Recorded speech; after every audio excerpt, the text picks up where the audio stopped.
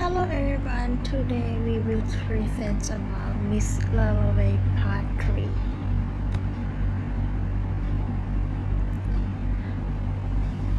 Let's see summary of part 3.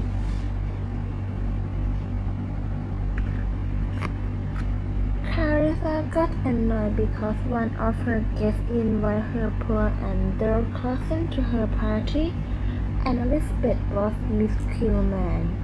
Richard came home and spent time with her, talking about his son as Clarissa mentioned about Peter's visit earlier. Richard then left for the committee meeting, told her to take some break, so she did, but she kept on thinking about the party.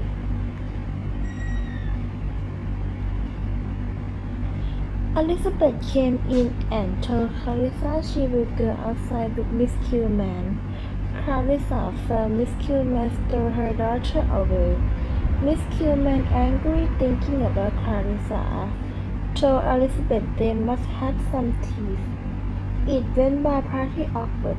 Miss Kilman wanted Elizabeth to stay longer, but Elizabeth left, taking a bus ride and enjoying herself. Septimus suffered from shell shock. It is not only affecting his mind but also Lucrezia. She heard to see Septimus being broken. Septimus commits suicide showed the consequence of warfare. Peter watched and Septimus' mind is always thinking about the past that is not worth remembering. But both of them have a different reason why they are stuck in the past. Peter Walsh came back to the hotel. He was upset by the letter Clarissa sent him. Later, the thought of Daisy, a married woman who he was secretly in a relationship with, came up. Peter Walsh came back to the hotel. He was upset by the letter Clarissa sent him.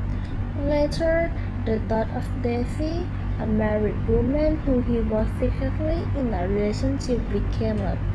He was pleased by her devotion. Daisy is the opposite of Clarissa, in which she would do everything for him. Peter then decided to go to the Clarissa party and thought of what to do there. In terms of Clarissa, she was worried about whether her party would be a success or failure. Later, when Lady Bradshaw told her about Septimus' death, she felt sad and worried. The old man across the balcony bring back Clarissa about the suicide thought, and she reminded to stay in the moment.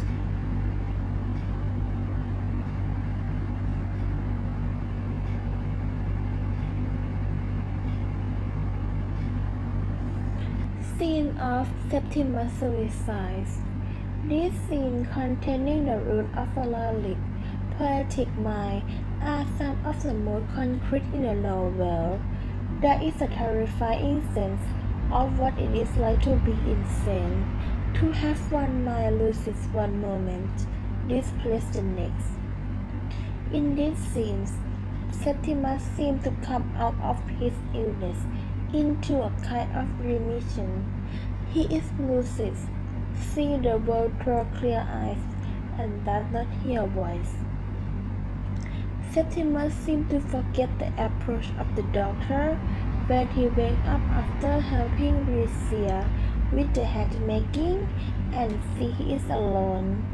He experienced the same emotional shock as Clarissa did when she put down her yellow feather hat that morning and felt an emptiness at the heart of life.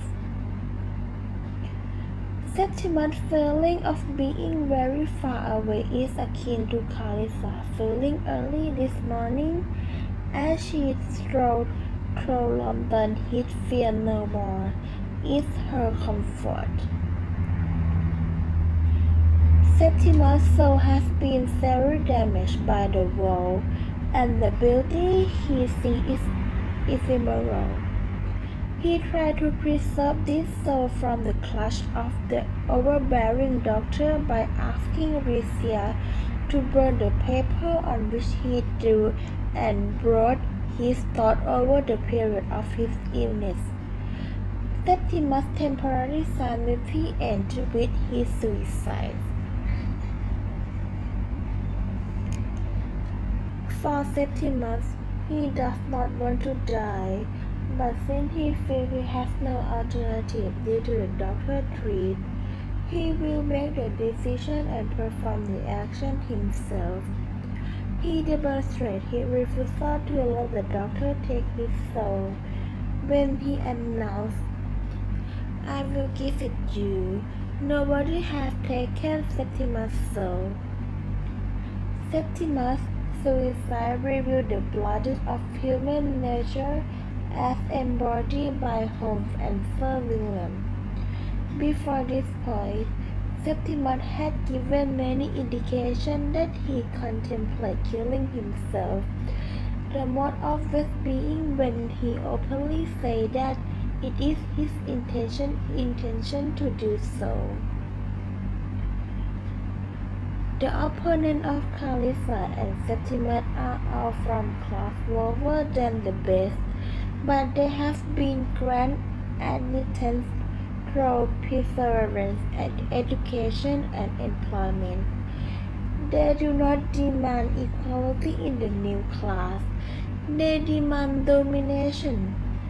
Septimus characterized Holmes as having red nostrils and as snuffing into every secret place. Next is a scene of before the party starts. The first sentence in this scene is transitional linking Septimus' suicide, a major occurrence with a random observation that Peter watched made. The speed and the noise of the passing ambulance suggest to Peter one of the triumphs of civilization. There is irony in Peter speaking of efficiency and organization so soon after Septimus' suicide, as there is irony in Septimus receiving no respect when he was alive, while the ambulance, possibly carrying his mangled body, prompted Peter respect. Both Septimus and Peter read the same cricket score and the same news in the evening paper, a similarity that emphasizes the different way in which each man interprets the same world. Clarissa recognized the conflict between nurturing her need for privacy and fulfilling her desire to emerge and communicate with others, which is why she threw her party. Peter compared people to fish that swim for each in the gloomy depths and occasionally need to come to the surface and frolic in the wild wrinkled waves. Peter also thought continually returned to Calissa and their time at Burton, undercutting his frequent reassurance that he doesn't love her anymore. Peter and Calissa once shared intimate communication in an intellectual way. The effort to communicate required endurance, which is why Peter prepared himself and opened his mind before entering the party, and why Calissa pursed her lips and created a composed diamond face for the world. Peter is interrupted in his nostalgia by the conventional Calissa of the Calissa not interrupt Peter's fantasies, but he immediately returned to his imagination and pictured a reality in which Calissa regretted rejecting him. Peter's main experience of love has been with Calissa, which was very different than his relationship with Daisy. Peter continued to criticize Calissa as he tried to prove to himself that he loved Daisy more than Calissa now. Peter often misjudged and criticized Clarissa. He admired her endurance and presence. The woman who rejected his marriage proposal and chose Richard instead. This frivolous note is a contrast to the old conversation Peter and Clarissa used to have strength. Clarissa may have her falling and weakness, but her determination to stitch together her internal and external world, however brutally or infrequently, make her a remarkable woman. The next scene is scene of the end of the party and appearance of Clarissa. Septimus' death made Clarissa's party seem even more indulgent than it was. Clarissa's party entertained Septimus of pressure, the upholder of dancing British society, including Sir William. Most of the guests seem to have served in some way, and nearly all live in the bubble world of upper-class England. Clarissa worried that the party will be a failure until she sees a guest beat back a blowing curtain, which served as a kind of border between the private soul and the public world. At the party, for the first time, we see Sally Seton as she is in the presence outside of Clarissa's memories. She spoke in unexpectedly, having heard of the party from a friend as she was passing through town. The party seemed to be a success. One of Clarissa's happiest memories is one of the blind bowling at Burton, when she and her friend were young and honest communication was possible to a greater degree. Clarissa's first thought is that Sally looked nothing like what she remembered. The laughter has left her. She observed this without judgment or reproach and still asserted that it is wonderful to see her. But even then she adds that Sally is less lovely. Sally's appearance at the party brings the past crashing into the present, and Clarissa faces now with the real woman from her memories, must confront the present head-on. Clarissa and Sally barely have time to catch up before Clarissa leaves her with Peter to devote herself to other guests.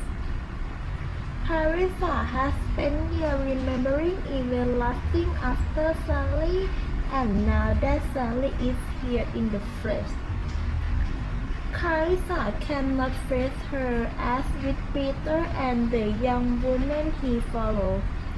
Clarissa prefers fantasy to reality.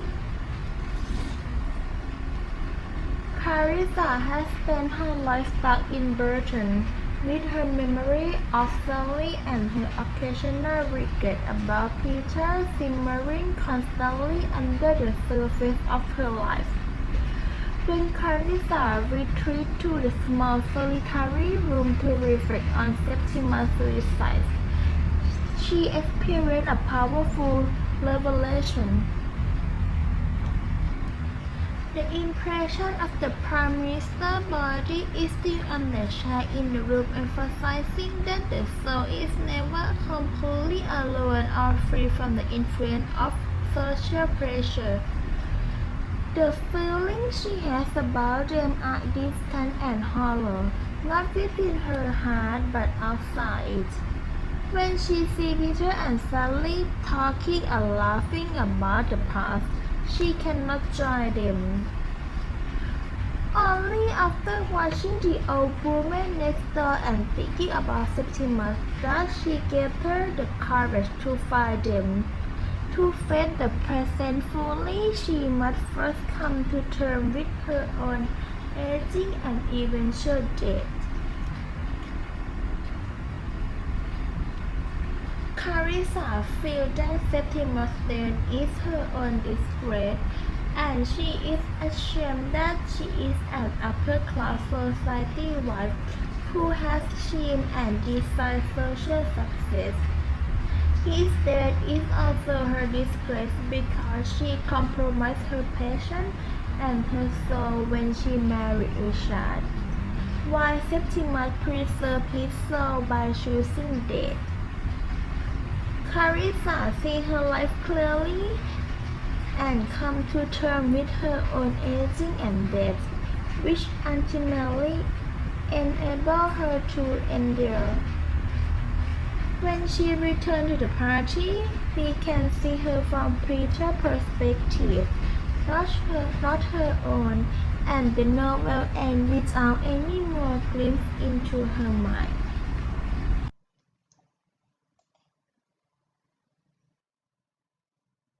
Next, points to consider. Carissa worried about her upcoming party too much and the past. It was like the way Peter and Richard had criticized her and her parties. She loves her party because she loves to offer and bring communication and people together. She always thinks back to her memory and remembers what happened. These things sometimes make her anxious and worried about the things that have already ended. Also, she is too worried about the upcoming future that those things may or may not happen, even if they are very small issues. She worried about her party in spite of being a role model of the story. This is one of her flaws when thinking about what is yet to happen. In the other words, the future. Although her parties come out to be a successful one, Carissa still thinks, oh dear, is what going to be a failure, a complete failure.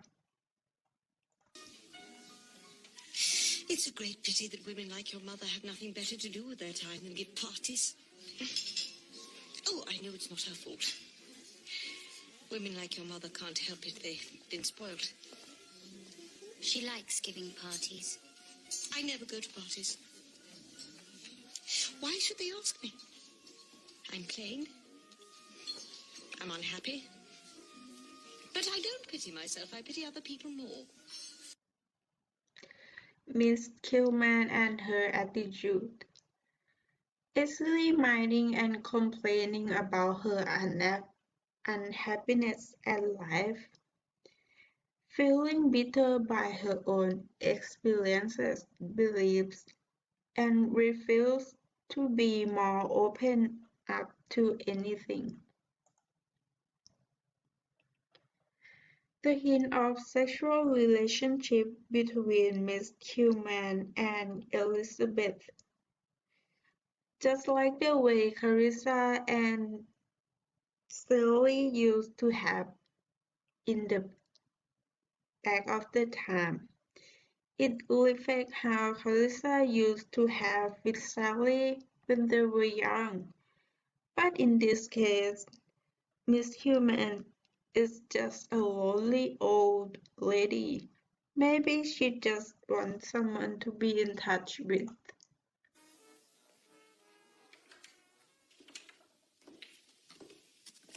Miss Coleman and I are going out. Is there anything we can get for you, Mother? Where are you going, Elizabeth, dear? Miss Coleman is taking me to meet the Reverend Whittaker. Reverend Whittaker. Oh, yes. Wasn't he very instrumental in your conversion, man? Yes. He helped bring me to our Lord.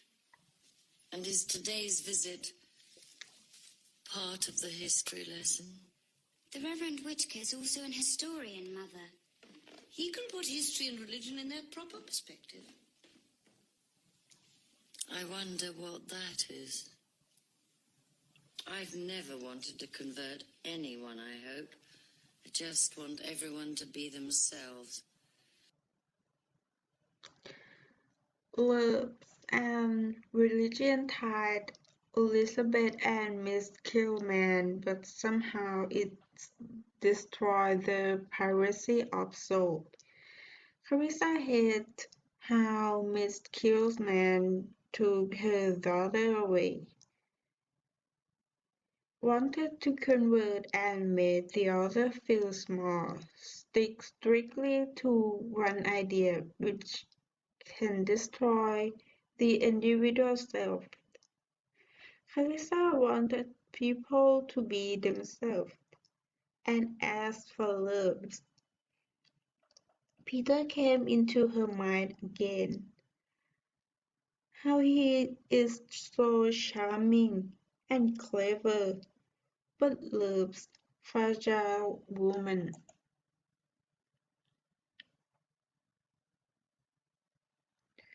Women got more roles and opportunity after World War One. Miss Kilman has said that professions were opened up more to women of Elizabeth's generation. So the riots it inspired her adulthood.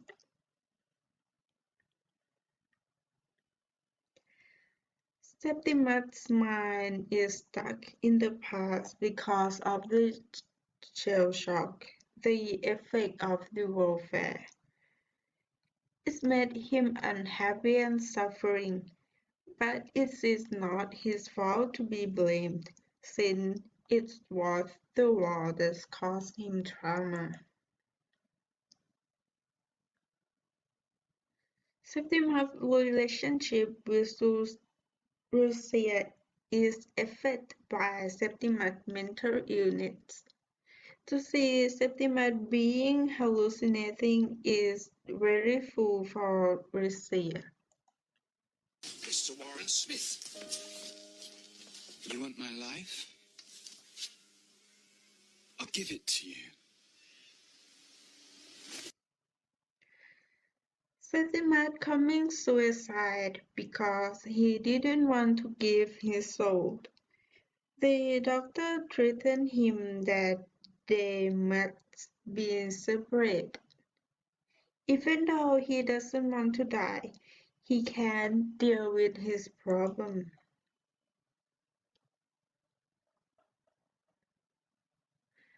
Dr. Holmes and Sir William Bradshaw don't want to take any responsibility for Septimus' death. He was been through the war and it is caused him a shell shock. A man who died in the war was looted, but what about the people like Septimus?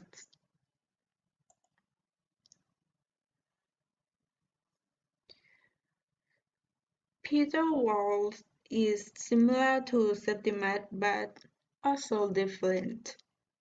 Peter Walsh can control his mind but instead he torments himself, while Septimus' mind is abnormal since he cannot control due to his shell shock. I'm in love. I'm in love with a girl in India. And who is she?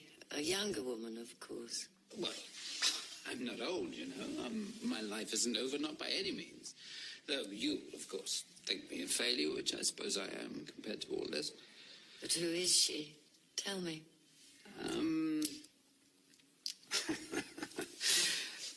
A married woman, unfortunately. She's the wife of a major in the Indian Army. She has 2 young children, a boy and a girl, and it's a bit of a mess. The relationships between Peter Walsh and Daisy Simon, a married woman with children who Peter has an affair with, seem to be pleased Peter, for she would give him anything. Peter sort of takes advantage of his relationship, which he doubts that he cannot please her. but he seemed to like being dependent on Daisy. Peter knew he had got himself into a mess at his age. The chaos in Peter's mind, thinking about the past, always disturbed him. Peter brings himself back to the old days with Clarissa as burden. Peter brings the past with the present time and then gets angry with what had happened. Peter imagines Clarissa regretting her refusal of his marriage and then feels sorry for himself. On the other hand, Peter somehow realized that it became more and more difficult for him to concentrate. From thinking too much about Clarissa and Daisy. Moreover, it comes to the point where Peter reminds himself that he is not in love with Clarissa anymore, despite the fact that he thinks about the part about her most of the time. Sally's appearance. Clarissa's first sight of Sally Shelton puts her into the past. For a moment, Clarissa is surprised by how her old friend looks, and the memories with herself and Sally at Burton suddenly show up. Shortly, she pulled herself back in the moment and knew she was facing her best friend now at the present time.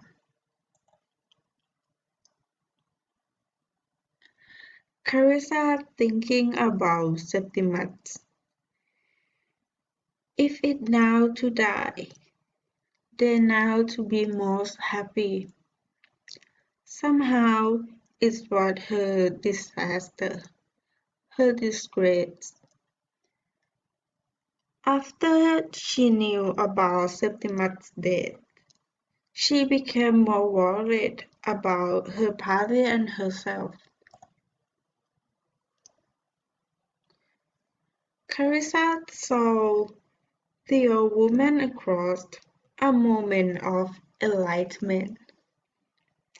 It makes her think back to Burton, as well as the scene parallel to the scene of Septimus' death. She suddenly reminds herself how grateful to live longer and changed her mind.